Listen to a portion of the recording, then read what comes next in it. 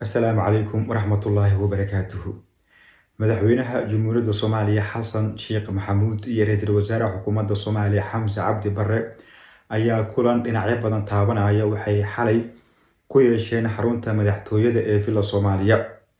Haddaba saaxiibayaal, qodobada muhiimka ah ee looga hadlay shirkaasi iyo waxa natiijo ah ee kusoo dhamaaday ayaan halkan idinkula wadaagayaa. Soo dhawaada, muuqaalkeena sii gudbiya, la gareeya, share gareeya, lana sii wadaaga asxaabtiina.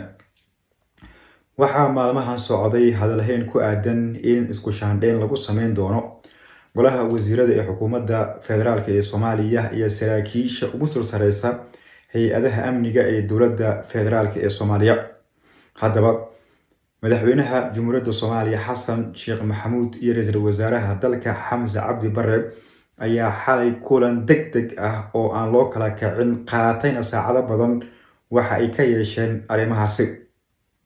Xarunta madaxtooyada ee Villa Soomaaliya ayaa kulankan u ka dhacay gaar ahaan xafiiska madaxweynaha, waxaana banaanka ka joogay la taliyayaasha qaar ee madaxweynaha iyo ka ra'iisul wasaaraha, waxaana marka hore kulan albaabada u xiran yahay wada qaatay labada dhinac sida aan ogaanay.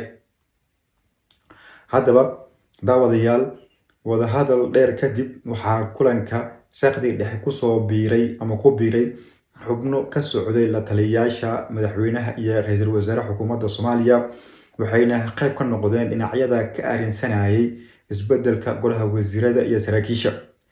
Dhinacyada la taabtay waxaa ka mid ah isbeddelka ciidamada xoogga dalka Soomaaliya, gaar ahaan saraakiisha ugu sareysa, waxaana laga cabsi qabaa in arrintan saameyn ay ku yeelato Odawa Yuusuf Raage oo ah taliyaha ciidanka xoogga dalka.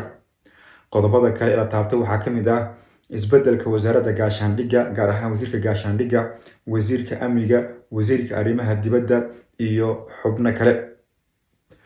Dhinacyada ayaa isla qaatay in la jaangooyo qodobadaasi, ugu dambeyntiina maalmaha soo socda haddii aan laga soo hormarinba la sameeyo isbeddel golaha wasiirada iyo saraakiisha ciidanka dowladda.